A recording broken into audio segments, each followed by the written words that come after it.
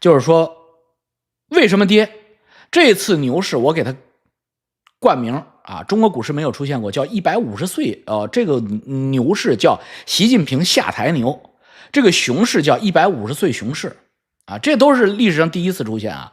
习近平下台就是为了一个国家领导人下台，大家来了一轮牛市，就是这个原因。你别他妈跟我扯淡啊！老子玩股市的时候你还活尿泥呢，说中国股市是中国经济的晴雨表，中国经济复苏，股市当然涨了，放你妈的屁！中国经济从1990年到现在涨了多少了？中国股市什么时候当过中国经济的晴雨表？他们最近半年中国股市就开始当中国经济的晴雨表了，你相信吗？他妈的，1990到今天已经35年了，一个人从他妈那个时候出生到今天都35岁了，压定的一直是个混蛋，一直是个混球，到他妈第35周岁的时候，到35岁半的时候，说这人一下子变成了一个好人了，我操！你信吗？你个大傻逼还跟我抬杠！中国股市就没有当过中国经济的晴雨表，1分钟都没当过。操他妈，他一直是他妈的中国经济的他妈的神经病，他是脑残，脑残的这个晴雨表，所以傻逼的晴雨表。那这个股市怎么叫150岁熊？习近平下台牛？下台牛不用说了，因为所有的基金经理，我的后辈同行们都认为习近平这次大概率会下台。在国内基金经理的圈子里边盛传，这次阅兵都不是习近平了。那所以呢，大家就都特看好，叫重回改革开放啊！再加上川普跟中国好像也没有什么来真的呀。跟各国家都使劲来着呢，唯独跟中国特客气，所以更加坚定了啊，习近平下台牛。所以过去的这一段时间的中国股市急涨啊，从3500多点一下子干到3800点，这10%几就是近平下台牛，哈哈。然后呢，就是150岁熊。北京时间9月3号8点26分，牛熊拐点。习总书记跟普京在天安门城楼上啊路上走路啊，结果呢可能没有注意到有媒体能听这么远，那个媒体呢现在那大麦克风能卖这么远，闲聊被意外曝光了啊！普京像个哈巴狗一样走在习总书记的左边，而金正恩呢像另一个哈巴狗走在右边，明显两个人在哈着老习，因为老习最强大嘛。然后这个说普京首先说啊，随着生物技术不断发展，人类的器官会不断的移植，这可以让我们活得越来越年轻，甚至可以长生不老。习总书记听完了以后微微的一笑啊，回应道：本世纪呢，人类可能活到150岁，以前70岁的人很少见，现在活到70岁啊，还只是个孩子。今年习总书记72岁啊，就是习总书记认为自己还是个孩子。150岁，他还有80年折腾你们，所以呢，结果没想到 BBC、美联社、路透社全他妈的同步出来了，央视的现场也出来了，然后央视赶紧起立，因为19亿人次在观看了这个版本，然后就他妈的赶紧，现在你看不见了，央视你看不见了，央视变成话外那些唱歌的那音乐了，但是 BBC、美联社、路透社还有，强的赶紧紧急洗地。那我问你，普京为什么没缘没故说这个？我今天接待一个从日本东京过来的中国的这个资本市场的大老板啊，我接待他，我说他就问我，他说他们俩怎么不聊一些军国大事，聊这个？我说很简单呀，大哥呀，我这么多天没见着你，我见你第一面，我肯定问你身体啊，这是人之常情嘛，问问你身体，为什么无缘无故说这个？那恐怕是你身上发生了类似的事儿。那么普京那边的情报也很多了，所以呢，大家的希望都破灭了。我去 ，A 股暴跌。但是我跟你们讲 ，A 股暴跌不是坏事儿，为什么呢？那涨得高，再跌的才叫狠。为什么？因为它本身是虚的。美股为什么跌不下去啊？为什么 A 股一跌就是暴跌呢？如果 A 股涨到5000点再往回跌，那么那会有人跳楼的。为什么？因为它没底。它能从5000点一直干到1800点去，6000点跌到2000点去，这是我们中国 A 股。你什么时候从6000点正常国家没有发生战争，没有发生灭国，从6000点正常经济环境跌到2000点？为什么？为什么？因为它没有真东西。整个 A 股是个假货市场，别跟我抬杠啊！整个 A 股就是假货市场。中国真正代表着中国经济未来的，代表着中国经济先进刀刃的这些企业都在哪儿上市？看着我的眼睛回答我。你不要告诉我茅台是他们中国先进企业，你不要告诉我中国建设银行、中国石油是中国先进企业。看着我的眼睛，什么是先进企业？什么能跟未来的美国抗衡？是不是华为？是不是腾讯？是不是阿里巴巴？是不是宁德时代？对不对？这些企业在哪上市？我问你，这些企业在哪上市？有一个在 A 股上市的吗？真正的现金奶牛，未来的 AI 时代的龙头们，人家都选哪上市？人家傻吗？还是你傻呀？他为什么不选美股就选港股了？美股把他们撵回去，他们要去港股，他们为什么他妈不在 A 股？那么爱国，我操，那为什么不在国内上市呢？因为这些老板很清楚 A 股是个不健康的市场，经济复苏、经济上升不等于中国股市复苏、中国股市上升，这两者之间在中国股市有史以来就没有建立起来正相关关系。任何一个国家，包括印度、包括越南，任何一个国家的股市都是跟它经济成正相关关系的。经济腾飞，股市一定腾飞，唯独中国股市从1992年、93年1000多点干到今天也不过就是3000多点，吹了这么大天的牛逼，就是他妈我又成孩子了，才涨到3800点，这都是而且都是顶峰了，跌了3天，今天往回弹一弹也还没到。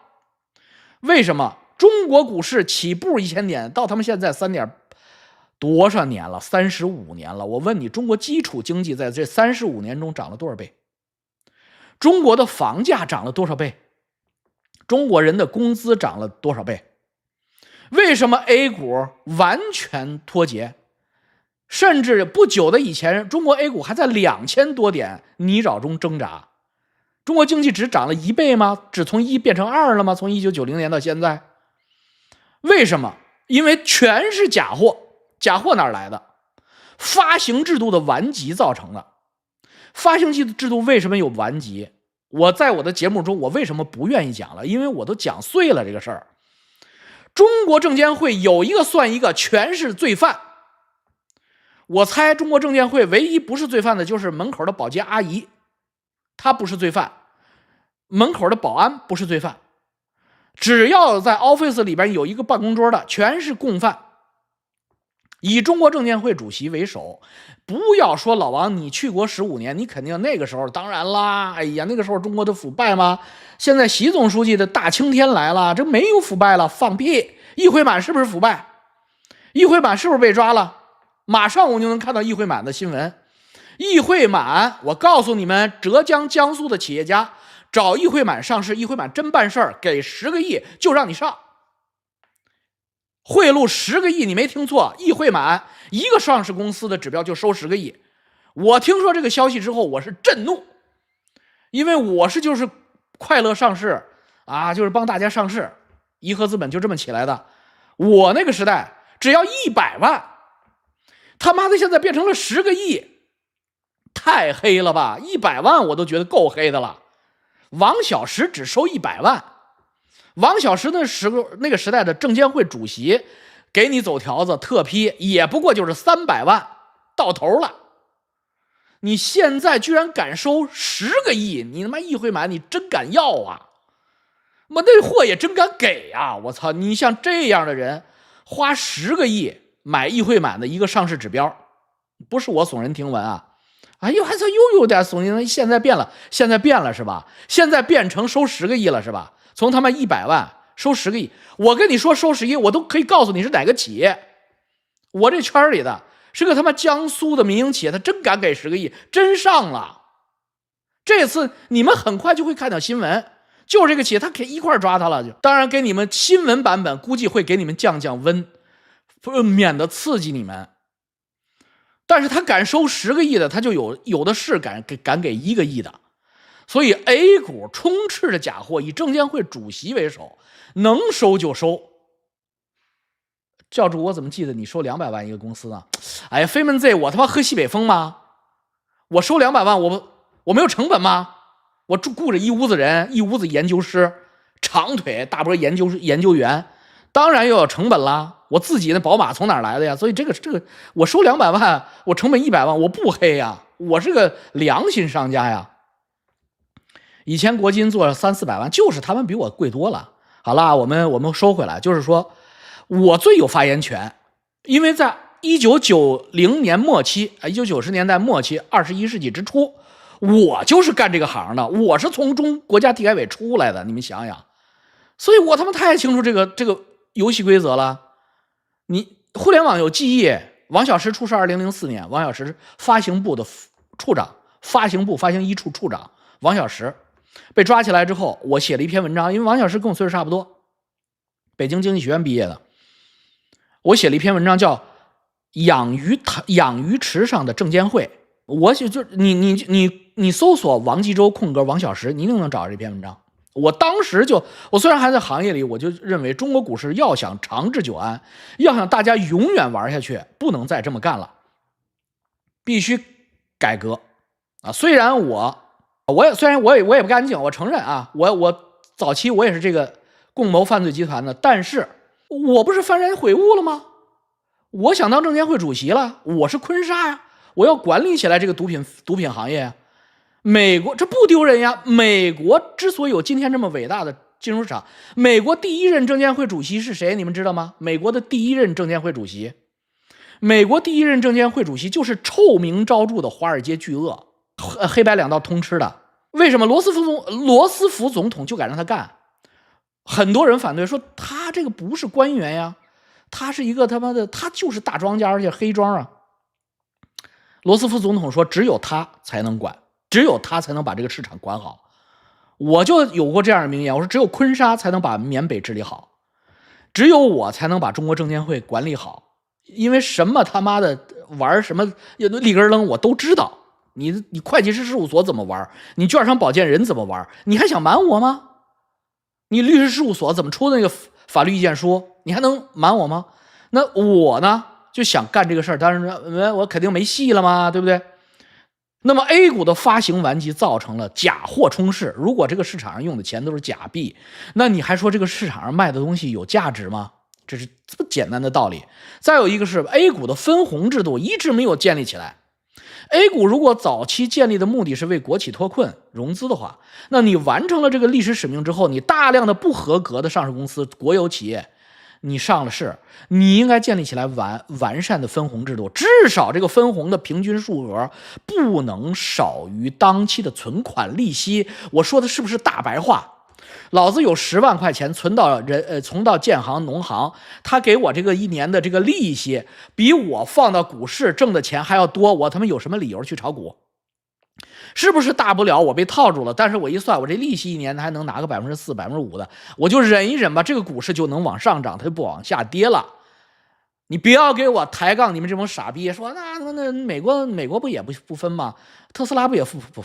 你跟特斯拉比，你有纳斯达克吗？你那上市公司是啥？你那上市公司不全是他妈老国企脱困的吗？鞍钢、本钢是不是都是上市公司啊？丘陵是不是都是上市公司啊？你凭什么不分红？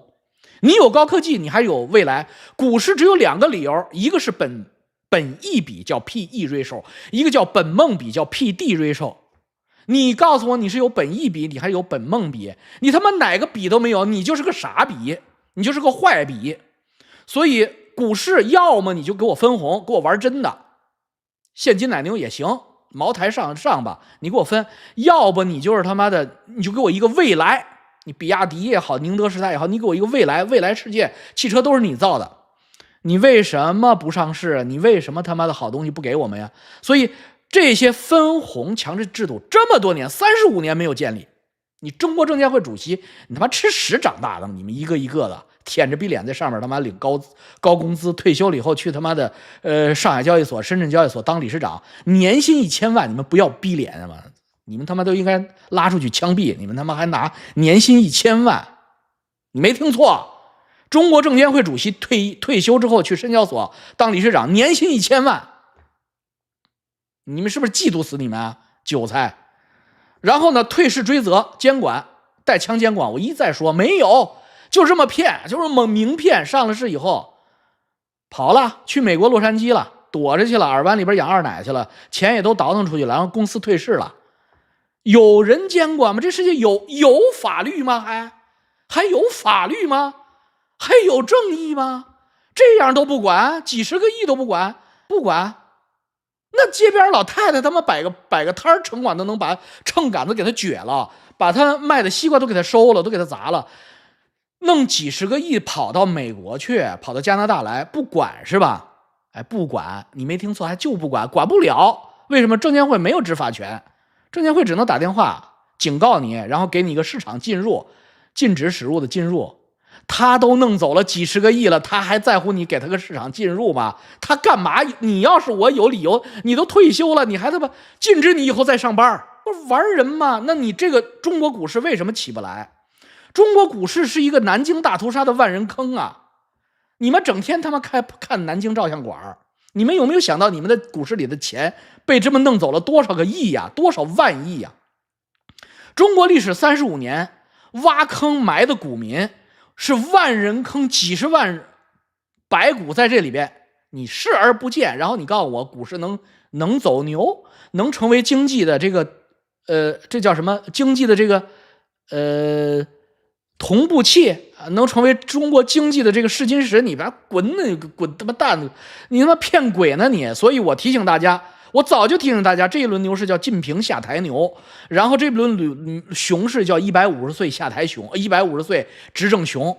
所以呢，算我做个善事，你们能跑的，见好就收，以后要远离股市，远离赌场，这种政治性的股市，政治挂帅的股市，全球独此一家。我估计要超过它，只有北朝鲜。北朝鲜没有股市，北朝鲜弄股市能超过它，政治挂帅。所以后市我是不太看好他的啊！你不要问我了，就算是换届，就算是晋平真下台，他换上来的也必然是个听话的。他现在这样的状态，他怎么可能换上来个要清算他的呢？所以一定是换上来个听话的。那党内没有根基，没有基层的这个他妈的零结合的能力，他不就是一个小皇帝？后边不是还有慈禧太后吗？整个人民群众的信心必然在这样的一次又一次的幻想破灭中消磨殆尽。我是股市成立那天不久我就进入行业的，我就亲眼见证着中国人民对于政府的经济信心一次又一次的在失望中消磨殆尽，一次又一次。所以中国经济也是说，现代市场经济如果核心是哪两个字的话，无论是金融还是经济，我问你们核心是哪两个字的话，就是信心。人类现代经济就是信心。如果信心没有了，怎么能赚到钱呢？那么下一个关键点就是目前股市为什么又没有办法了？说老百姓怎么这么难赚钱？好多散户又感觉很难赚钱。股指涨我赚不着，股指跌我他妈先跌。为什么？因为你的对手在进化，而你没有。中国股市以前我们散户股民的对手是我和徐明这样的人啊 ，sorry， 徐翔这样的人。他是2级市场的，我是1级市场的。我们所谓做事也好，所谓画线也好，是用人脑在画。今天是什么？今天叫寒武纪。寒武纪，我操，可不是生命大爆发呀！寒武纪在中国股市变成生命大灭绝。为什么？巨无霸要出来。什么是巨无霸？就是今天股民的对手，这个主力或者说这个基金大庄全是用 H100 英伟达的显卡在玩对手。什么叫 H100？ 你们有概念吗？那个是 AI 呀，那个是真是人工智能啊！他研究你每一笔数据，他以前是做不到的。每一个散户具体的买入卖出这个数据，他以前是拿不到，他也做不到，现在全都能从交易所拿到。而且他喂给大数据之后，大数据能盯着你看你。我操，一个英伟达 H100 组成的阵列能玩死多少股民？你有机会挣钱吗？我问你 A 股的股民怎么可能挣到钱？你说老王不对，美国不也是吗？美国也是 H100 不假，但是美国的股民可以加入到 H100 的行列里边，美国的股民可以买这些基金，大家一起玩。中国你有机会吗？这种好技术的基金，量化交易的基金让你买吗？你也配？为什么他们不让你买？为什么他们不让你买？问到关键点了，因为人家是镰刀。你以为小眼镜那个 DeepSeek 那个叫张什么的那个小孩叫量化幻方那个公司以前是干什么的？你他妈以为他是横空出世美猴王，就他妈从石头里蹦出来个大数据吗？他以前就是量化交易玩股民的这个开发者，技术他那最成熟最早玩的，他能让股民来吗？你不是搞错了吗？就是你是个韭菜，人家是个镰刀，你也想来，你也配？美国为什么？美国没有韭菜啊，美国哪有股民啊？美国股市机构投资者是为主的，中国股市散户为主，所以它的生态位是不一样的。K 线现在可都是拿电脑画的，你跟他玩，你玩得起吗？所以这样的股市，你们还他妈在里边幻想挣钱，我操，那我也不服了你们了。你们一定是玩很长时间之后，你们才能幡然悔悟。那些所有在这说的什么，哎呀，我能挣钱啊，老子他妈看着这个股市涨起来的，他怎么走的我还不知道吗？所以我告诉你们，所有的都是人工智能在对付你们，不光是中国股市。中国股市如果有什么特殊的地方的话，在各种金融市场里边，包括币、各种币、山寨币、各种币，包括黄金、贵金属啊，各种期货，包括外汇、各种外汇。如果和中国股市有什么区别的话，那最大的区别就是什么？老王议会满下去了，例会满不是下去了，例会满是抓起来了啊！现在叫吴清，听见了吗？吴清如果吴清只要他是正常的证监会主席，他也会被抓起来的啊！所有的都会，因为他们干的事儿是一样的。我经历过多少任证监会主席啊？我辉煌的时候，那证监会主席叫尚福林，我操，多少一届一届的。刘鸿儒时代的，我是知道吗？知道刘鸿儒是谁吗？周道炯是谁？知道周道炯你们这周正庆是谁？知道吗？好了，我给你们念一个信，教主，我亲历币安 Binance 交易所划线，你们就听一听我跟你们讲的划线理论有多牛逼。如果中国股市是例外的话，你们就是傻逼。中国股市真的也是划线的。如果有什么区别的话，就是这个划线里边韭菜太多了，有的时候乱码七糟的。如果说其他的场子是11人制足球的话，中国股市这个足球场是他妈的11000人在踢，有点乱，但是呢根本是一样啊。今天我终于把张卫星的故事听懂了，和您分享个亏钱的事情，也强化一下教义。所有市场都是划线，不是我说的，是他说的。不只是黄金，比特币也没用。事情是这样的，昨天和今天我在 Binance 买了个叫 ENA 的永续合约，带10倍杠杆，我换方向，他换方向，反复好几次，直到把我钱给弄完。后来我平仓了，线也停了，亏4800美金，不多。听了您讲的张卫星的故事，以前以为自己懂了，但是实际上没懂，以为我小啊，不会对付我。没想到现在 AI 大数据这么厉害，能专门对付你一个人，为了你画一天的线跟你斗。现在亏钱了，真的懂了。ENA 的流动性交易所给的是一天7亿美金，我才花了4800美金，我就带着他们画了2天的线，来回20%多的涨落起伏，都是画线，跟着大品类划船吧。你没听错啊，说7个亿，那7个亿里面6亿9千万都是假的，都是他妈的币安交易所自己安排的。那个就是什么呢？那个你打过野鸭吗？打猎的。哎，那个你说对了，那叫 decoy， 那个就是野鸭子，它很鸡贼，他妈不下来，不下来的话怎么办？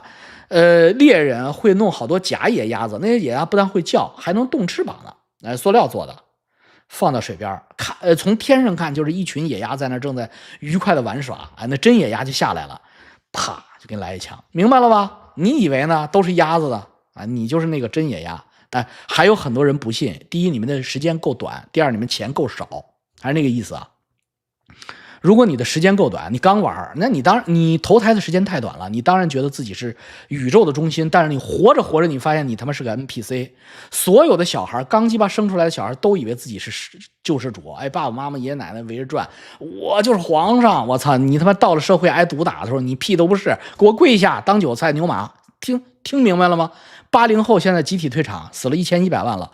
我告诉你，80后是中国第一代集体独生子。我们小时候，80后叫小皇帝，小皇帝6个大人加1个孩子。80后父母、爷爷奶奶、姥姥姥爷都活着。80后，中国那时候经济已经起来了，老人也不死。我操，6个老人养1个孩子，哎呀，家里的小皇帝，独生子女一代。你看一下80后现在是不是他妈求生不得，求死不能？现在80后40岁了，是不是都他妈的提前纷纷退场，累了 ，game over 了？我操，我提前结束游戏走人了，对不对？哎，说他这次不一样了，好吧，你很年轻啊，你会慢慢你会知道，这个世界上没有什么不一样的啊，不一样的，轮不到你看。好了，那么中国这次阅兵有没有给我们希望呢？他说就是老王，那真的按你说，这个不就是春夏秋，然后是冬了吗？哎，有没有希望呢？有一点点希望，这一点点希望给我们心里边留了那么一点点的不确定。未来的或者说金融市场，我曾经写过一组文章叫浑浊的水晶球，就是我在那篇文章里面告诉大家，不是中国，就全世界的金融市场，全世界的股市之所以有魅力，就是因为它测不准，没有任何一个人知道未来的走势啊，这个就是它的魅力，就叫浑浊的水晶球。那在这个里边，浑浊的水晶球里边，给我们未来最大的一个东西是什么东西？最宝贝的一个东西是什么？就是希望嘛，啊，就是希望。好了，最后我给大家留一点点希望。第一，所谓中国有一句老话叫有诡异之处必有妖孽啊，凡事蹊跷必有妖孽。我们找一找这次阅兵给我们的蹊跷和妖孽。第一呢，中国人民解放军的校阅是非战争状态下中国人民解放军这个团体最大的一件事，同意吗？听懂举手。中国人民解放军在天安门广场接受国家级的校阅，除了战争本身之外，这是中国人民解放军最大的事儿，没有比这更重要的了。除非明天打台湾，大家都在埋伏，那这个阅兵是为了麻痹大家，那就另当别论。那么中国人民解放军的中央军委副主席，也就是第2把手何卫东上将全程失踪，你们觉得这个东西蹊跷吗？何卫东可没出事啊，没有官宣，至少何卫东没有出现。中央军委主席叫习近平，中央军委2个副主席，一个叫何卫东，一个叫张又侠，一个左上将，一个右上将。左上将没出席，他干什么了？他有什么重要的事儿没说完。所有历次你去看，所有历次中国人民解放军的检阅，有了军衔制之后，向中央军委主席在检阅车对面汇报的那个人一定是上将，而且他应该是中部战区或者北京军区司令，他来组织这个事儿。这次是谁？这次是中部战区空军司令。中部战区的上将司令去哪儿了呢？没来。好了，我还没说完。如果是其他的上将能不能来呢？历史上有没有参照系呢？比如说北京军区司令员他身体不舒服，或者他有其他的军事安排，那有没有其他的？有。总参谋长现在叫中国人民解放军中央军事委员会联合参谋部参谋长，就是过去的总参谋长，他是陆军上将，这个人是可以的。这个人叫刘振立，没来，还有不要说汇报了，没来。那他没来，还有没有替换呢？有。军内的次序非常严谨，中国人民解放军联合参谋部就是总参谋部的副总参谋长，也是正战区职的上将，这个人叫徐启麟上将。徐启麟上将是干这个事儿的正常的人选啊，也就是说刘振立、徐启麟、北京就是中部战区司令王强，这3个人中某一个人是正常的。那么来了一个空军司令，北京军区中部战区的空军司令中将是低配，史无前例的低配。那我们都了解我们金上的性格，这属于自降身价。我们金上喜欢做事排面，这个不符合逻辑和我们以前对他常识，所以这是一个小小的问题。这第一点。第二点，大家注意时间了吗？这次阅兵时间空前的短，提前了1个小时。正常阅兵应该是10点开始，这次是9点开始，而且10点30分放鸽子结束了，1个半小时，非常快。什么原因？唯一的解释，军方不愿意配合你弄的时间太长，然后呢，你呢身体也不行。那一天北京极其之热，特别热。早晨9点温度还好受一点，10点如果要折腾3个小时的话，你身体能扛得住吗？身体为什么扛不住？第3个特异点就是你们发现没发现，皇上的脸很黑呀，皇上的脸非常黑啊！一会儿我说张雪霞那个事儿啊，就是张雪霞为什么站那么偏，你非常这叫什么？你非常敏感，你没白看老王的节目，你已经养成了这种嗅觉关气的地方。好了，我们接着讲，脸非常黑，他那个黑就他都是化妆的。不但黑之后，你还能看得讲他在阅兵的过程中，他的这个头是不停的在抖的，这个抖，而且他在上楼的过程中，他走得很慢，说明什么？说明健康，说明这个70岁的孩子好像是有点问题啊，健康上还是不是那么完美吧啊。那么关键的第4点，诡异之处来了，张幼霞来了，张幼霞出来了4秒钟。张小霞的镜头，央视给他镜头4秒。张小霞站哪儿？站在一个不应该站的地方。张小霞应该站在主席台上面，因为他是现役中央军委的副主席。如果何卫东没来，那么他就是唯一的副主席。他站在哪儿？他站在退休的中央正国级前常委的旁边，站在最边上。如果是选边站，他在右边的最外边一个。他紧挨着张高丽、王岐山。这个王岐山、张高丽，是不是还有刘云山？因为他在江派那边站着呢。而且王岐山特高兴，还笑啊！我操，大温家宝都哭啊！我操，温家宝的那些脸拉的，跟元旦和去年国庆完全不同了。去年国庆老温那高兴，哇，王岐山哭，说明什么？说明目前啊，一会儿我再做诡异点分析。还有一块就是什么呢？你们看到没看到这次阅兵跟70周年？说老王还有70周年，没错，这次是80周年。2015年做了一个同样的阅兵。2015年时间非常长，为什么？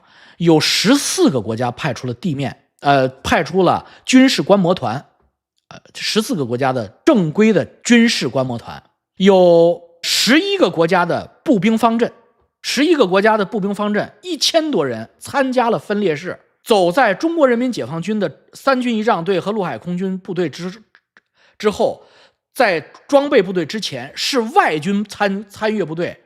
你抗日战争胜利70周年的阅兵仪式上来了白俄罗斯、古巴、埃及、哈萨克斯坦、吉尔吉斯斯坦、墨西哥、蒙古、巴基斯坦、塞尔维亚、塔吉克斯坦、俄罗斯11个国家的步兵方阵。所以那次时间长得多啊，而且晴空万里。你这次呢，啥都没有啊，啥都没有。而且除了这11个国家的正规部队，还有6个国家的那个不是正规的，就不参与踢正步的在上面走。6个国家分别是阿富汗、柬埔寨、斐济、老挝、瓦努阿图、委内瑞拉。那是10年以前，2015年。你看现在一个都没有。而且你看2015年，你看那录像，天空湛蓝。我当时一看，因为我那时候已经懂这些东西，我当时一看，国运、官运至少有10年。为什么10年一轮回嘛？10年一轮回，适用于人，也适用于当然这个就是适用于人嘛。你看他人们就状态知道了。你皇上也是人嘛。那么今天的天气，你看看，提前1小时，你看看那天气，各种高科技控制天气，你能看得见飞机吗？校阅的时候那飞机，我操，隐形飞机真的是看不清楚啊，真的是隐形啊。为什么？雾霾就是灰蒙蒙的。这次的天气也不作美，这次的时间也不够长，这次的外军队伍全部都取消了。所以这几个包括张小霞站的那个位置啊，张小霞不应该往那儿站，因为他没退休，他去那儿退休那儿站什么？为什么？好了，我们现在进行深度分析，事有诡异必有蹊跷。为什么？第一，为什么不派上将？甚至相关的陆军领导人一个都没出现。我觉得是军方传递一个清晰的消息，就是我不满，抵消你在这次阅兵中你大权在握的这种所谓的这种信息，并且所有的军委委员你不能出现。为什么？你们要是敢站错队，许其亮、何卫东就是榜样。所以正战区职的陆军上将一个没出现。我咱们不是造谣传谣啊，咱们就是做新闻分析啊，这是军方的我们的深度分析的原因。那么正方啊，军政啊，那么正方的分析就是党政的原因在哪儿呢？你看啊，那么我问你们一个基础知识，你们知道天安门城楼的这个站位谁站哪归什么人管吗？就是在阅兵的时候啊，或者在其他大型国事活动的时候，这个天安门观礼台的次序这些引导是由什么单位负责的？你们知道吗？你们知道？你扣我一下，你们知道吗？这是归谁管？你们不知道啊？啊操！太让我失望了啊！归蔡奇管啊，这个是归蔡奇管，那是绝对是老习的人，对中央办公厅，对他就是什么文化部啊，去你妈，给我战斗东哥，给我打出去啊！这证监会打出去啊！中办啊，对，说证监会的都给我打出去啊！说中宣部的也都打出去，归蔡奇老蔡管啊！现在是老蔡的地盘。你看他们把张又侠站在那是他们安排的，张又侠站在哪是他们，绝不是张又侠自己能定自己站在哪儿啊。表面上是跟正国级的常委们站在一起，但实际上他们都是退休了的老头们，而且是让你站在最外头啊。你看他张又侠再往那边就下去了，所以呢，实际上就是靠边站嘛。这是不是叫靠边站？这是不是边缘化的具体视觉？靠边站，边缘化。跟张高丽为伍去了啊，站张高丽旁边了，这是一种什么？这也是一种羞辱。哎，名义上是正国级旁边站着，但是你看看你站谁那儿。所以从我们深度分析来看，加上雾霾天，雾霾是什么？浑浊。为什么浑浊？就说明习张二人未分胜负。目前，也就是说，阅兵目前没有结论，所以这就是我们的一点点希望啊。那么。下个月的四中全会又变成了一个牛熊转折点啊！四中全会啊，是决战啊，决战四中啊！我操，决战紫禁之巅！我操，咱们看看吧啊，四中全会能不能定？如果四中全会定交棒下台，交班或者说咱不能叫下台吧，就隐居幕后交棒，很可能还有一个牛市，还会有一个牛市。哎，你没听错，中国的基金经理就这么记吃不记打，因为他愿意还移民的还是少啊，离不开那个环境的还是多嘛，所以呢，大家还是有希望的。四中那一天还有一仗，哎，刘甲你说到点上了，四中那一天还有一仗，而且那一天是恶仗，那天必须分胜负啊，四中定人事啊，你必须分胜负，你这不分胜负，那不就要内战了吗？所以四中那前后还会有一小波牛市啊，我话给你撂这儿了啊，这是咱们就是浑浊的水晶球，虽然足够浑浊，咱看不了那么远，但是一个月咱还是能看一看的。好嘞，如果未分胜负让张小霞站那儿，张小霞还去，直接不去不就行了吗？他不去当然可以了。那你就问住我了，我要是他，我就不去啊。可能谁知道呢？他可能还觉得还是要缓和一下吧啊。所以，他毕竟两家的关系不一样啊。张宗逊跟习仲勋的关系那是换命的交情啊，那是搭档。解放前他们就是搭档，他们的关系非常好。张宗逊是陕西渭南人，这个离习仲勋家不远啊，他们既是半个老乡，也是全个老乡啊，也是革命战友，所以没有必要撕破脸啊。好嘞，四中没几天了啊，没错。老王怎么看议会满被查？议会满被查就对了啊，他妈的他哎就是。身为牛马，刚才看阅兵重播，突然发现我看习近平坐车检阅的时候，面部一直对着录像车，基本是右后脑勺对着受阅部队，这是为了综艺效果，还是脖子不能右拧？哎，他这么歪脖，他年轻的时候在陕西，他不是留这个病根吗？他老是这样，这个你就是不要想多了啊。这个不是故意的。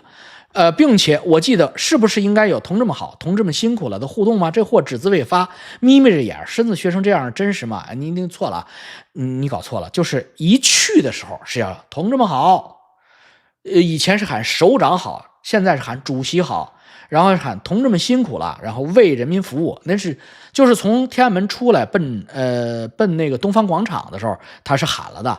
这规矩，这不喊那虚成啥了？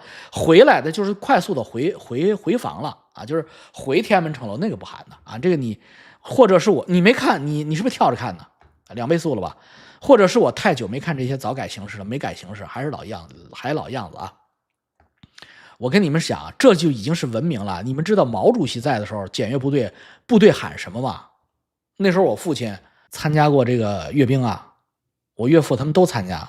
你知道他们喊什么？他们喊万岁，喊万岁啊！你没听错啊，万岁万岁万岁！我操，真的是杀气腾腾的喊万岁，因为那时候的解放军打过仗。他那个杀气跟现在不一样了，他走的不如现在齐，但是他那个眼睛，他杀过人呢，他们，所以他们喊万岁。后来这才喊，首长好，这个为人民服务啊，是毛主席不行了以后才改成为人民服务的，因为文化大革命没有阅过兵，文化大革命之前阅兵是喊万岁的，那不一样啊。操！你要知道，上千上万、成千上万个战士杀气腾腾的喊万岁那个效果，我操，这叫山呼万岁！你们没概念，我是听我爸说的。后来我找那个历史影像，真喊万岁，真喊天安门广场喊万岁。当然，他不是说喊毛主席万岁啊，他后来好像也喊毛主席万岁，但是基本上就是，反正你也知道他喊的是谁万岁，懂吗？万岁！好了。拜拜拜拜。